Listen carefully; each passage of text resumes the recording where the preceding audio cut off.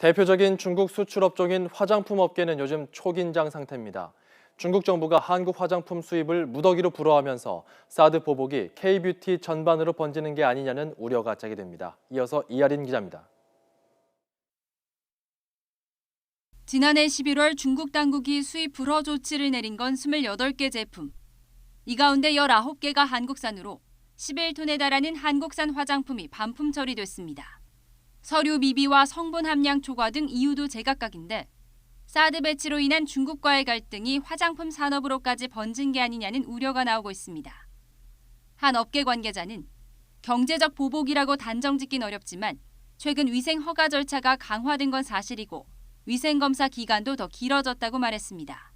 지난 7일 중국 관영 환구시보는 한국이 미국 편에 서는 걸 선택한다면 중국인들이 한국 화장품 때문에 국익을 희생하진 않을 것이라며 불매 운동을 시사하기도 했습니다.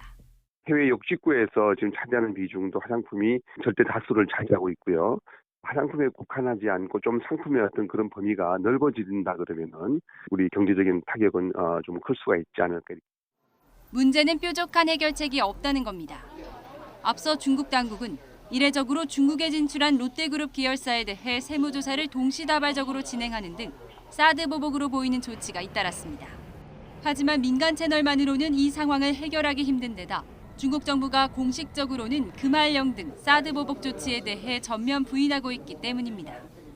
강대강으로 맞부딪히기보다는 일단은 중국의 조치에 대해서 우리가 납득한다라는 입장을 표명하고 또 우리의 요구를 중국이 받아들일 수 있도록 잘 설득하는 그런 작업이 필요할 것으로 보입니다.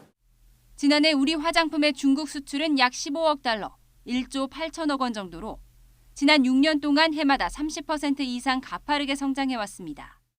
하지만 사드 배치 발표 6개월 만에 아모레 퍼시픽의 주가가 곤두박질치는 등 승승장구하던 K-뷰티에 적신호가 켜졌습니다. YTN 이하린입니다.